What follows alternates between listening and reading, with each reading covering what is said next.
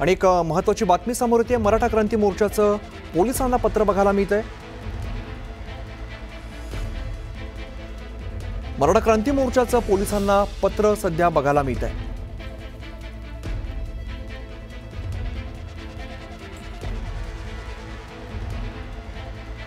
आताच्या क्षणाची महत्त्वाची बातमी समोर येते। मराठा क्रांती मोर्चाचं पोलिसांना पत्र बघायला मिळते। मनोज जरांगे यांच्या आझाद मैदानातील उपोषणाची उद्याची वेळ वाढवून देण्याची विनंती त्यात केलेली आहे।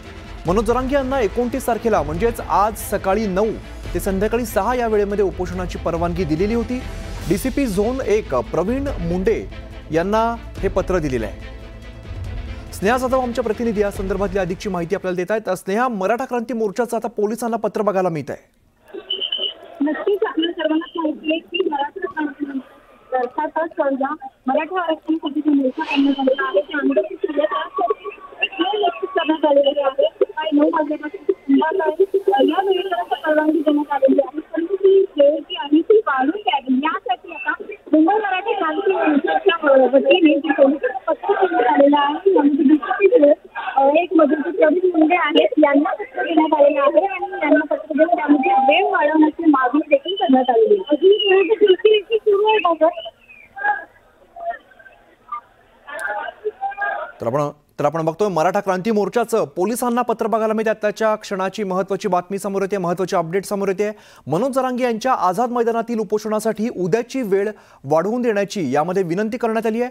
तर मनोज जरांगे पाटील यांना खरं तर 29 तारखेला म्हणजेच आज सकाळी 9 ते संध्याकाळी 6 या वेळेमध्ये उपोषणाची परवानगी दिलेली होती।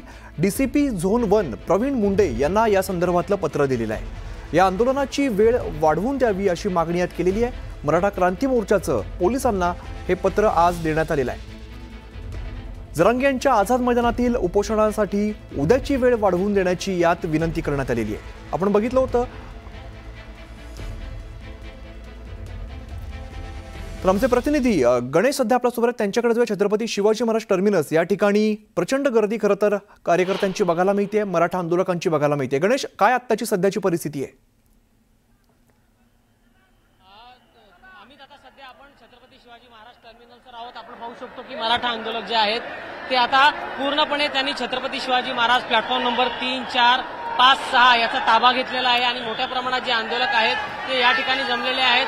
अनेक जे आंदोलक आहेत अजून देखील येत आहेत आणि जे काही आंदोलक जे आहेत ते पुन्हा एकदा आपल्या घरी जाण्याच्या तयारीत आहेत। जे मुंबई उपनगरात राहतात ते आंदोलक आपण पाहू शकतो की लोकलमध्ये घुसलेले आहेत आणि काही आंदोलक जे आहेत ते या ठिकाणी लोकलमध्ये चढण्याचा प्रयत्न करतात पुन्हा परतीच्या मार्गाला। मात्र महत्त्वाचं सांगायचं झालं तर काही वेळानं मुंबईचे ऑफिसेस सुटणार आहेत आणि त्याच्यामुळे छत्रपती शिवाजी महाराज टर्मिनल्सवर मोठा गोंधळ उडण्याची शक्यता आहे। कारण मराठा जे आंदोलक आहेत त्यांनी पूर्णपणे रेल्वे प्लॅटफॉर्मचा ताबा घेतलेला आहे आणि काही वेळातच मुंबईची ऑफिसेस सुटणार आहेत आणि त्याच्यामुळे मोठ्या प्रमाणात गर्दी आणि त्याच्यामध्ये गोंधळ उडण्याची शक्यता आहे।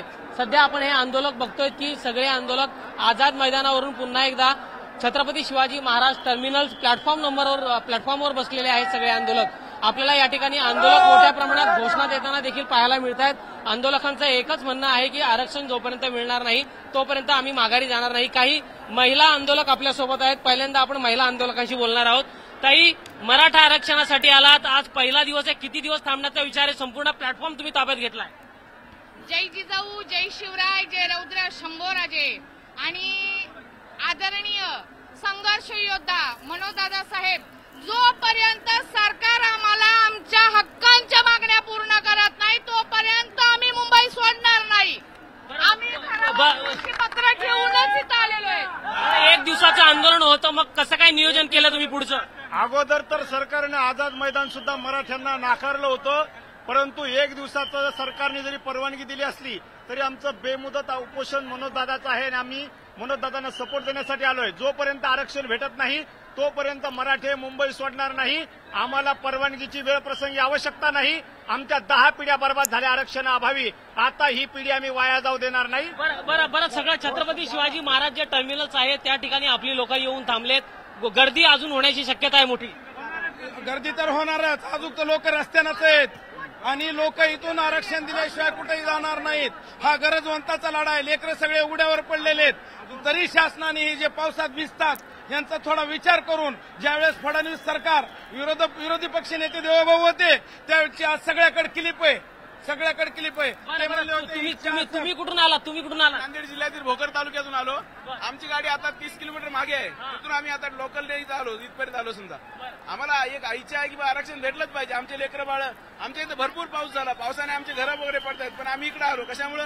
आमच्या लेकरांच्या भविष्याचा विचार केला पाहिजे म्हणून आम्ही इथपर्यंत आलेलो आहोत. बरं दादा, तू कुठून आलाय? कुठून आला तू? जालना. बरं, मग किती दिवस राहणार आहे इकडे अजून? तो लोक आरक्षण मिळत नाही तोवर लोक. तोपर्यंत राहणार. ही मराठा आंदोलकांची सगळ्यांची भूमिका आहे की जोपर्यंत आरक्षण नाही तोपर्यंत या ठिकाणावर आम्ही हलणार नाही. ही सगळी गर्दी या ठिकाणी आपल्याला दिसते. हीच नाही तर प्लॅटफॉर्म नंबर 1, 2, 3, 4 आणि 5 हे सगळे प्लॅटफॉर्म मराठा आंदोलकांनी जे आहेत ते आता ताब्यात घेतलेले आहेत. पीक आवर्स काही वेळा सुरू होईल, ऑफिसेस सुटतील आणि त्यामुळे गर्दीतून मोठा गोंधळ उडण्याची शक्यता आहे. अमित, निश्चित. आणि गणेश, ज्या पद्धतीने मनोज जरांगे पाटलांनी सांगितलेलं की अतिशय शांततेमध्ये हे आंदोलन करायचंय, अजून काही आंदोलकांच्या आपण प्रतिक्रिया घेऊ शकतो का? कारण मनोज जरांगे पाटलांनी सांगितलं अतिशय शांततेमध्ये आपल्याला हे आंदोलन पार पाडायचं आहे. बरं, मनोज जरांगे पाटील साहेब म्हणाले की शांततेत आंदोलन पार पाडायचंय, मात्र या ठिकाणी मोठ्या प्रमाणात घोषणाबाजी, उलटबाजी केली जाते असं दिसतंय. ऐका, उल्लडबाजी नाही, काही नाही. हे सत्य अहिंसा शांतीचं आंदोलन आहे. त्यांनी सुरुवातीलाच पत्रकार परिषदेत म्हणलं होतं की दगडफेक करणारे, गोंधळ घालणारे, जाळपोळ करणारे माझ्यासोबत येऊ नका. हे मनोजदादाचं आमच्या बोलणं. तर आम्ही मनोजदादांच्या आदेशाचं पालन करत आहोत आणि 100%. बरं, तुम्ही किती दिवस राहणार आहात तिकडे? सर, जोपर्यंत आरक्षण मिळत नाही आम्हाला तोपर्यंत मुंबई सोडायची नाही. तुम्ही कुठून आलात? आम्ही सांगली जिल्ह्यात जत तालुका शेगाव. काय पुढची भूमिका आहे? आमची ओबीसीतून आरक्षण भेटावं ही आमची भूमिका आहे. आज जर निर्णय झाला नाही, काही चर्चा झाली नाही, तर पुढची भूमिका काय असेल? मनोज जरांगे पाटील यांनी असं ठरवलेलं आहे की शेवटची आणि आरपारची लढाई आहे. त्याच्यामुळे जोपर्यंत मराठा समाजाला ओबीसी मधून आरक्षण मिळत नाही तोपर्यंत मी आझाद मैदान सोडणार नाही, उपोषण सोडणार नाही आणि कोणीही मराठा बांधवांनी जरांगे पाटलांचा आदेश येईपर्यंत कोणीही मुंबई सोडायची नाही. जरांगे पाटलांचा आदेश येईपर्यंत कोणत्याही प्रकारची मुंबई सोडली जाणार नाही. मराठा आंदोलक जे आहेत ते मुंबईमध्ये ठाण मांडून बसतील अशी त्यांची भूमिका आहे. अमित, इथले जेवढे पोर आहेत तेवढ्या पोरा सांगतो,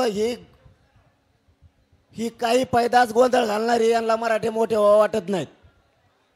तुम्ही गोंधळ कधी घालाव? सरकारने अडचण आणल्यावर किंवा मी आंदोलन सोडून गेल्यावर.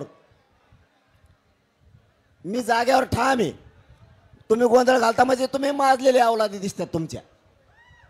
तुम्हाला मोगम मराठ्याचं वाटोळं करायचंय, राजकारण्याचं ऐकून गु खाऊ नका. मी जर तिथं आलो ना तर त्याला पळून सुद्धा देणार नाही. ध्यानात ठेवा. तुमचं कोणीच ओळखीचं असलं त्याला म्हणा अर्ध्या मिनिटात ते मोकळं कर लवकर. CST पशी 25-30 जण आहेत माकडं. त्यांच्यामुळं आपल्या 18 किलोमीटर लोक थांबलेत इथं यायचे. हे 2% सुद्धा लोक नाही तिथं. 98% बाहेर आहेत आणखी मुंबईत यायचे. ह्या भंगार पोरामुळं कोण येते 2-4 जण. ते सरपंच सांगायला गेलं त्याला उलट बोललं. याचा अर्थ हे आपल्यातलं नाही, कारण हे सरपंच सगळ्या महाराष्ट्रातल्या जवळपास लोकांना, आंदोलकाला ओळखीत आहे. ते माघारी बोलता याचा अर्थ ते आपल्या आंदोलनातलं नाहीये. आणि आंदोलनातलं असलं ते 1 मिनिटात म्हणलं असतं गाडी तुम्ही सांगता तिथं लावतो.